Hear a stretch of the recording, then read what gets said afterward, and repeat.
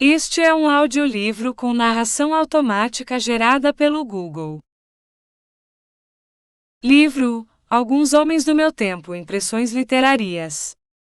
Por Maria Amália Vaz de Carvalho. Capítulo 1: Minha querida Manuela. Para que um livro merecesse o teu nome inscrito na sua primeira página, seria indispensável que esse livro fosse belo na forma e sincero na intenção. O modesto volume que venho oferecer-te, só o segundo requisito pode ter a aspiração de realizar. Da nossa estreita e leal amizade de alguns anos, a amizade em que tens posto os carinhos de uma adorada irmã, eu aprendi a respeitar-te e a amar-te como a um desses raros tipos femininos de sincera virtude despretensiosa, de alto pensar e de sensibilidade vibrante, que aliam numa harmonia felicíssima as qualidades de um grande coração com as faculdades de um levantado espírito. Pensas e sentes, compreendes com singular subtileza e com ampla e inefável bondade, tens a curiosidade inteligente, e a simpatia larga e fecunda, que é de todos os predicados do entendimento o mais precioso e o mais raro. Nunca estive perto de ti que me não sentisse melhor, nunca ouvi a tua voz, que não conhecesse de que fundo de sinceridade e de força moral ela provinha. Perdoa-me se pensando a teu respeito isto e mais do que isto, te faço uma oferta de tão pouca valia. Muitos dos estudos incompletíssimos que compõem este livro, foram escritos à sombra tiuriada e fresca das arvores da tua senhorial portela na companhia grata, carinhosa, dos dois hospitaleiros donos dessa vivenda pitoresca e lindíssima. Quantas vezes a H tenho chegado empalidecida, extenuada, doente e triste, e quantas vezes de lá tenho voltado mais vigorosa na alma e no corpo, trazendo no coração, como um bálsamo e como um viático, a imagem dessa nobre vida de caridade e de abnegação, que partilhas com o companheiro do teu destino, e em que ambos são um sugestivo exemplo e uma exceção inspiradora. Se outro valor não tivesse para ti este pobre livro, que tu amas porque é meu, bem o sei, teria o valor de ter sido quase todo escrito ao pé das grandes árvores que deram sombra aos jogos da tua infância, e que tu de certo desejarias que embalassem com a música harmoniosa e calmante das suas ramagens murmuras, com o gorjeio alegre dos seus ninhos primaveril, o supremo sono que dormirás mais tarde, na serena beatitude das consciências boas. Lisboa. Dezembro de 1888. Maria Amália Vaz de Carvalho. Fim do capítulo. Capítulo 2: Gonçalves Crespo. As miniaturas e os nocturnos são incontestavelmente e no dizer de autorizados críticos, dois livros, que podem classificar-se entre as perolas mais doces, mais preciosas, mais irisadas, da moderna literatura portuguesa. Leva-me hoje um pendor irresistível a falar desses dois livros, conhecendo que o assunto, para mim, é a um tempo muito atraente e muito difícil. Dir-se-á que não pode falar com justiça do poeta àquela, que a sua memoria querida está ligada por tão estreitos laços, mas porque ele foi o companheiro da minha vida, o mestre e educador do meu espírito, o amigo inolvidável cuja morte deixou órfãos os meus filhos, não terei eu direito de ajuntar a minha voz humilde às vozes, que no país em que eu nasci, e no império em que ele nasceu, o proclamam um dos mais delicados poetas modernos, um dos cinzeladores mais primorosos da poesia portuguesa, um parnasiano no bom sentido da palavra. Quer dizer, juntando como copê, mas em muito mais alto grau do que este a suavidade e a melodia, a correção do metro, ao sentimento profundo, a compreensão clara, nítida e perfeita de todos os segredos complexos da alma contemporânea? Parece-me que seriam rigorosos demais os que tentassem coarquitar-me esse direito, e que seria demasiada docilidade da minha parte o sujeitar-me a censores tão intransigentes e tão duros. Demais, não escrevo eu exclusivamente para ser lida por mulheres? E onde está a mulher que me condené neste ponto? Não há nenhuma, tenho a certeza de isso. Gonçalves Crespo não escreveu senão as miniaturas e os nocturnos. Foram os versos da sua mocidade coligidos debaixo daquele título, que mo fizeram conhecer e admirar. Os nocturnos pode bem dizer-se que foram escritos ao meu lado. A obra do poeta tem pois para mim duas faces distintas, mas para julgar as miniaturas, sinto-me por assim dizer mais independente e mais livre. Esse livro foi a revelação primeira, a revelação súbita que eu tive daquele que 13 anos depois, quase que dia por dia, me inspirava nos braços pronunciando o meu nome, que a sua alma angélica, tão depurada pelo sofrimento, tão santificada pela resignação, enchia de bênçãos. Foi em 1870 que as miniaturas viram a luz pela primeira vez, revelando a Portugal todo e a todo o Brasil, que um poeta original, delicadíssimo, correto até a perfeição, que um artista de primeira plana, um verdadeiro artista de raça, acabava de nascer para a literatura portuguesa.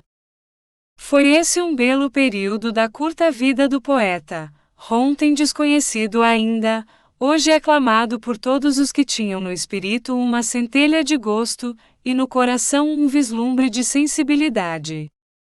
Sobre a banca de trabalho de todas as mulheres distintas, entre o cestinho de bordado e a jarra de violetas ou de rosas, achava-se então o gracioso volume das miniaturas, e muita voz feminina tremula de comoção, e muita voz de artista, ebrio da beleza da forma, repetia com enlevo essa doce elegia adoravelmente sentida que se chama Alguém, esse poema de inconsável e vaga tristeza que se intitula A Arrependida e a Noiva, e o ramo de saudades e de lírios entretecidos sobre o túmulo de Modesta e a esplendida Nera, e a escultura e voluptuosa Sara, e a inefável e consoladora Transfiguração.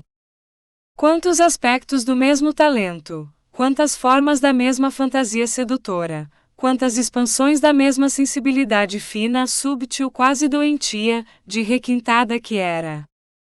Muito longe do poeta em um palácio meio arruinado, afastada de todo o convívio social, entre as verduras, as sombras, as caricias inspiradoras da natureza inculta, vivia então uma criança de alma ardente, de sonhadora fantasia, de indomito imaginar, visionaria juvenil de que hoje tais são as modificações que o tempo faz.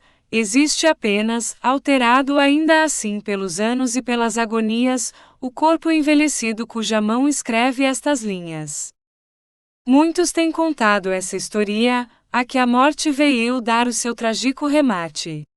Para que aludir a ela aqui? E que importam ao mundo as alegrias e as lágrimas que ele não sentiu nem chorou? A verdade é que hei de lembrar-me sempre, tão viva se me conserva no espírito essa impressão dominadora, do que eu senti ao folhear pela primeira vez as miniaturas, livro de um poeta para mim inteiramente desconhecido havia algumas horas apenas. Pareceu-me que era um poeta como aquele, que eu positivamente tinha esperado havia muito, e que ele chegara, que a minha aspiração indefinida e vaga se tinha realizado. Mais contentamento do que surpresa. A doçura dos que alcançam a praia que tinham desejado em longos dias, de navegação monotona. Por que tardaste tanto, ó poeta? Eu te esperava, na minha solidão. Faz-lhe dizer mais tarde a criança que eu já fui, exprimindo assim, na sua simplicidade tão artística, o sentimento de confiante alegria que a minha alma experimentara ao conhecê-lo. Pois bem, esse agudo prazer da inteligência completamente, absolutamente satisfeita no gozo de uma determinada obra d'arte, sinto-o eu hoje como no primeiro dia, ao ler as miniaturas. O talento de Gonçalves Crespo sofreu com a idade, com as mudanças que se deram no seu destino, com a ação tão complexa e tão profunda que a vida exerce em todos nós, transformações importantes e progressivas. No entanto, para mim e para muitos dos amigos diletos do poeta, a mais encantadora, a mais perfumada é a florescência do seu espírito raro, será sempre aquele livro juvenil. Muito mais pessoal que os nocturnos, o volume das miniaturas lança uma luz misteriosa e dulcíssima sobre a figura singular, um pouco estranha que foi Gonçalves Crespo.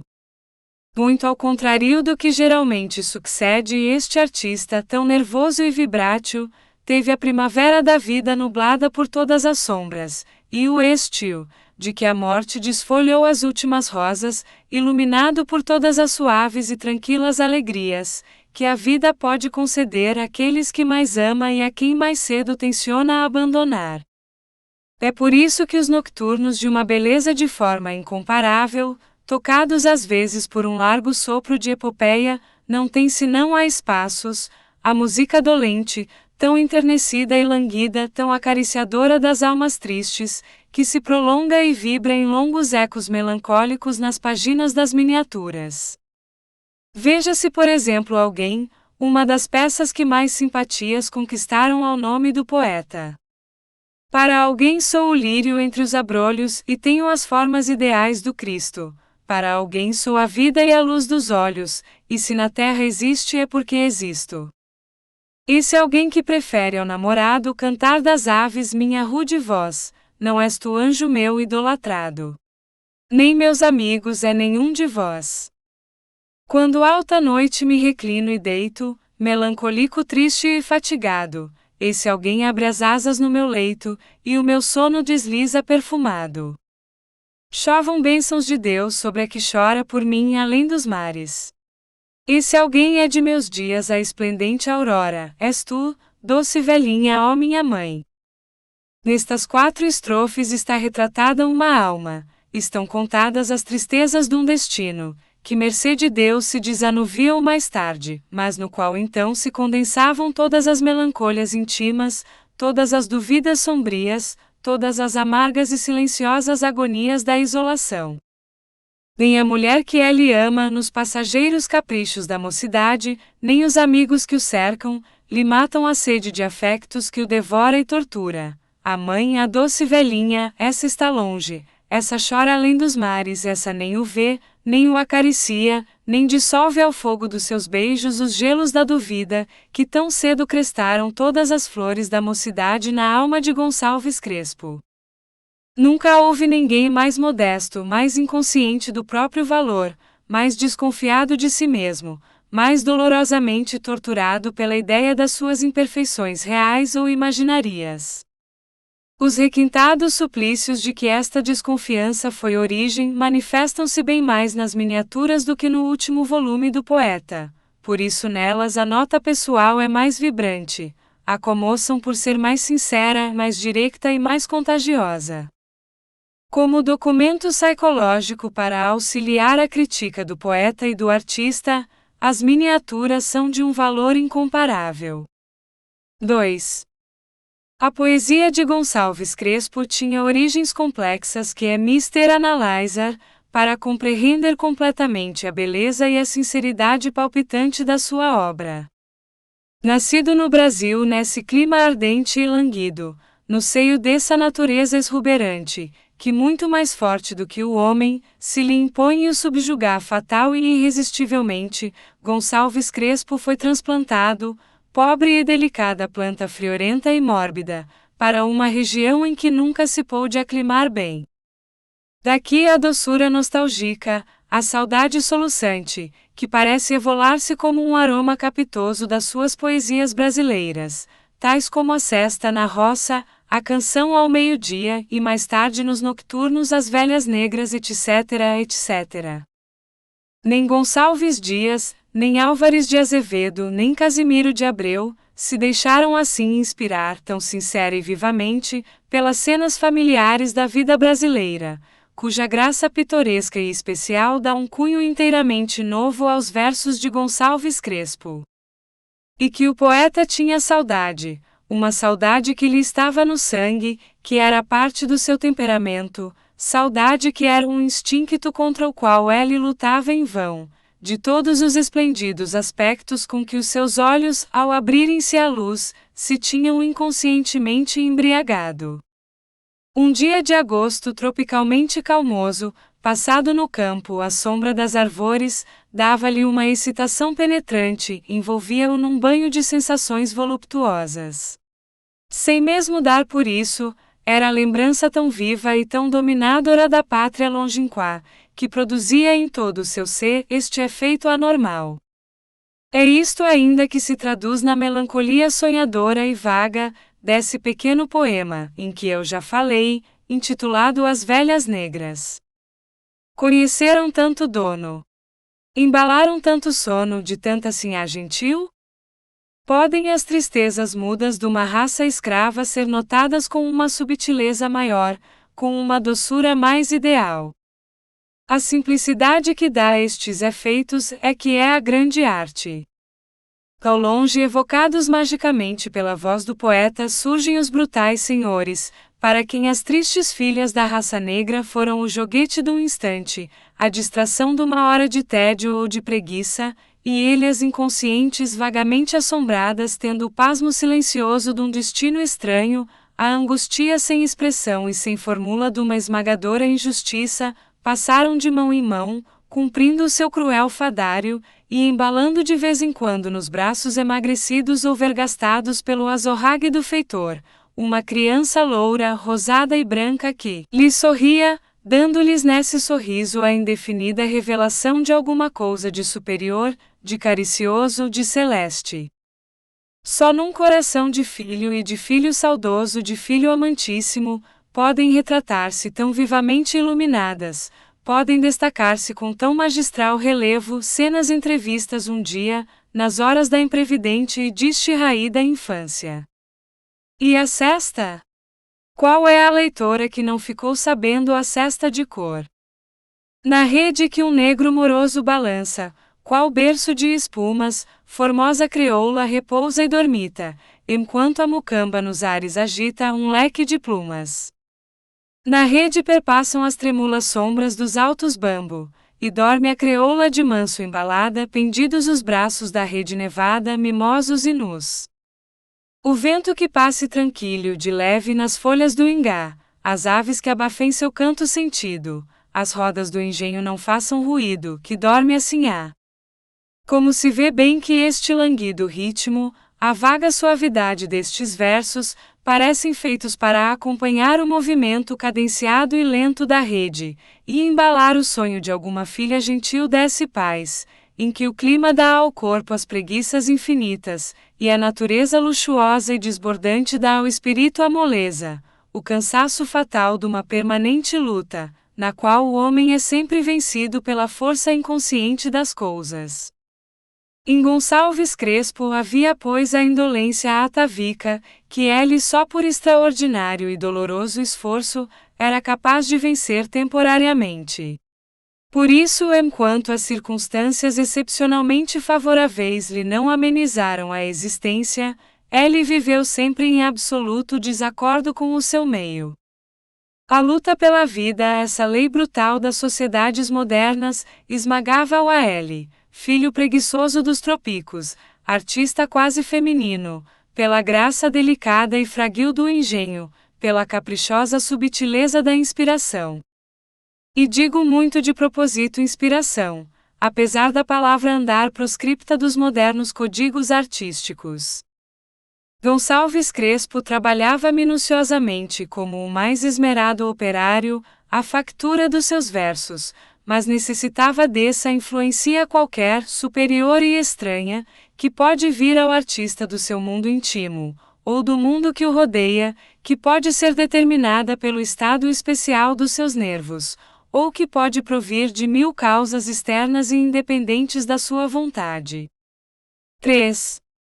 Quando ele escreveu as miniaturas, dando-nos nas confidências talvez involuntarias da sua alma, a revelação de um artista adorável, duas grandes tristezas o oprimiam, tristezas que ele, seguindo talvez sem dar por isso, o fecundo conselho de Goethe, transformou em poesia, que será lida enquanto se falar e se escrever português. Eram-lhe hostis o meio físico e a atmosfera moral em que vivia. Para ser grande na arte, creio eu, que é preciso antes de tudo ser sincero. Nunca ninguém logrou traduzir bem as dores que não sentiu. Brutalidades inconscientes do destino tinham feito deste moço, de uma organização nervosa como a de uma mulher, Accessive L, como os organismos mais sensíveis à influência de todas as simpatias, gostando de agradar aos que viviam perto dele, impressionável, desconfiado, sempre prompto a julgar-se com severidade injusta, um estudante péssimo, um filho família, quase rebelde. Queriam que ele, a livre fantasia graciosa e borboleteadora, caprichosa e fácil aos cansaços rápidos e aos tédios anuladores, se cingisse ao estudo árido e disciplinador da matemática, que ele, exigente, doido por tudo quanto era belo, elegante, fino e distinto, tivesse a economia calculista e minuciosa de um mediocre ou de um grosseiro. Daqui as lutas de família, os descontentamentos do homem inteligente, que se vê injustamente julgado porque lhe pervertem as faculdades em vez de as aproveitarem.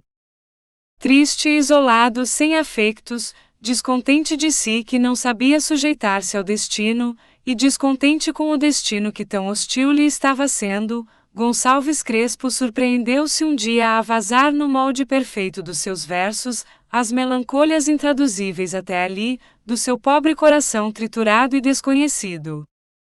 Teixeira de Queiroz, o consciencioso analista dos noivos, o irônico observador de Salustio Nogueira, o pintor pitoresco e impressionista da comédia do campo, escreveu na terceira edição das miniaturas um prólogo admirável, um prólogo por assim dizer vivido, que desenha com singular vigor e com exactidão minuciosa a fisionomia literária e moral de Gonçalves Crespo.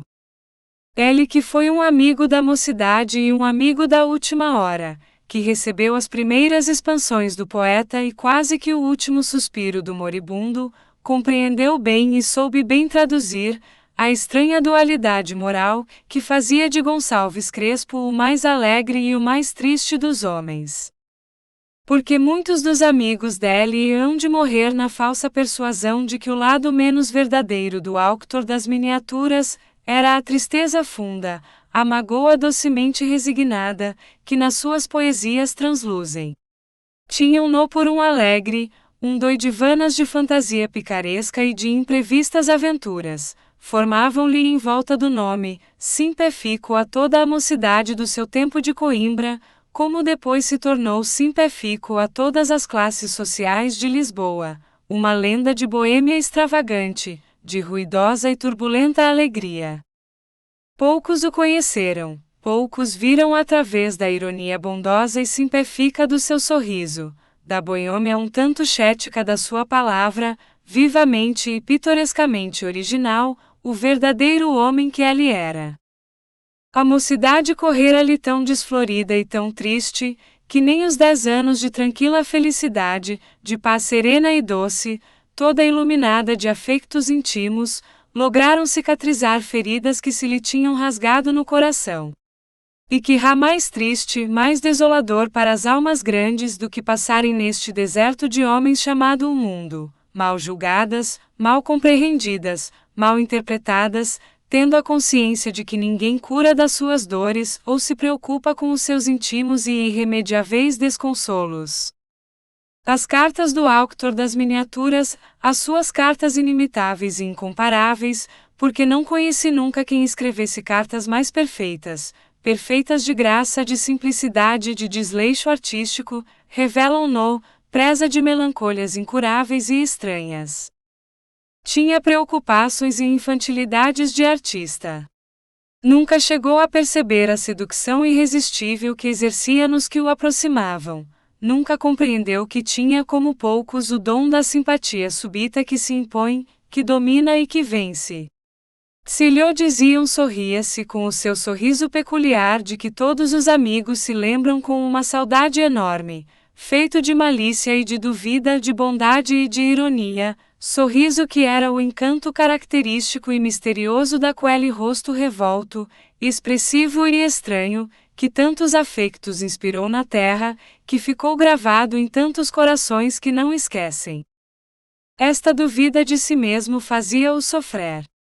Nunca se consolou de pensar de si próprio o que ninguém mais pensava.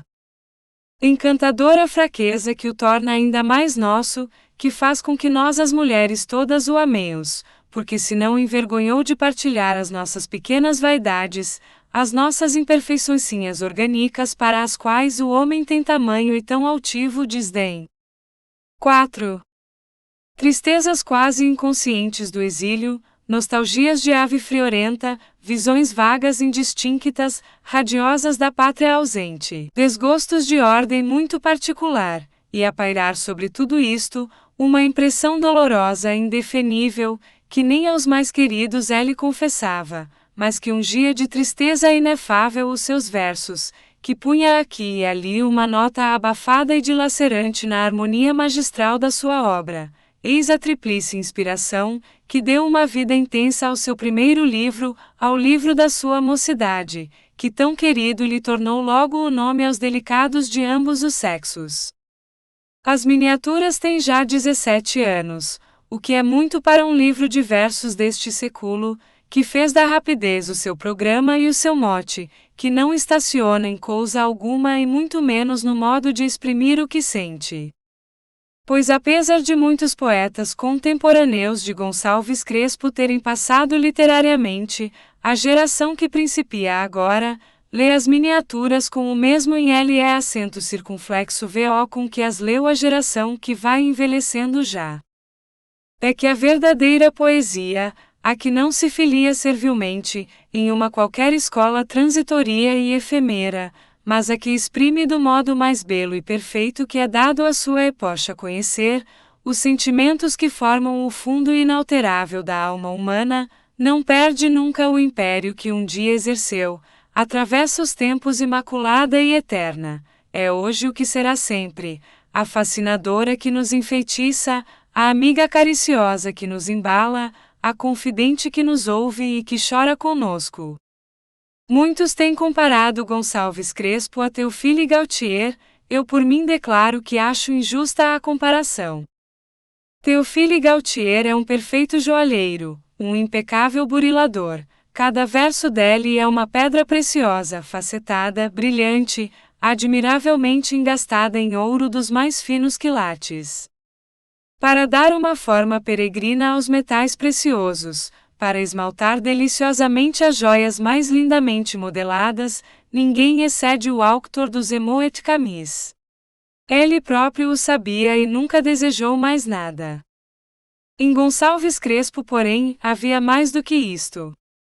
Havia uma alma transbordante de vida, capaz de compreender e de traduzir os mais delicados cambiantes, as mais rápidas modalidades das outras almas. Que intuição que ele tinha de todas as dores, mesmo das mais estranhas ao espírito e ao coração de um homem. Lembram-se daquela perola de tristeza chamada arrependida? Ela deixara tudo para correr atrás da sua quimera e um dia desperta perdida, irremissivelmente perdida no abismo de infâmia, a que uma mão de homem a arrastou. Ela cisma ao luar. Todo o passado a seus olhos avulta, iluminado, pelos dúbios reflexos da tristeza. Por uma noite assim límpida e clara, sua modesta alcova ela deixara, por esse que ali dorme e que a despreza. Que sobriedade de mestre, que melancolia feminina, que profunda compreensão de uma dor que toda a ênfase e toda a phrase diminuiriam forçosamente. Tentar conhecer o céu do amor completo, do amor heróico, do amor feito de sacrifícios superiores e de abnegações infinitas e cair no lodo. Só um poeta sincero como Gonçalves Crespo saberia notar em 2 traços esta agonia silenciosa e sem termo. O que distingue particularmente o autor dos Nocturnos dos outros poetas da sua índole é a ligeireza do traço. É o vago que parece envolver numa luz ceruleia e dúbia, num vapor transparente, e comparável ao que a tarde envolve e esbate suavemente as montanhas, as suas concepções mais perfeitas. Não é possível que ao lê-lo a imaginação se detenha apenas na página do livro, e o não siga às regiões de que ele tinha como ninguém a iniciação e o segredo. Privilegiados entre todos, os poetas que fazem sonhar, os que têm na mão a chave de ouro, do país azul habitado pela chimera. 5. Esperamos que você tenha gostado desta prévia. Para continuar ouvindo este audiolivro no Google Play Livros, use o link na descrição do vídeo.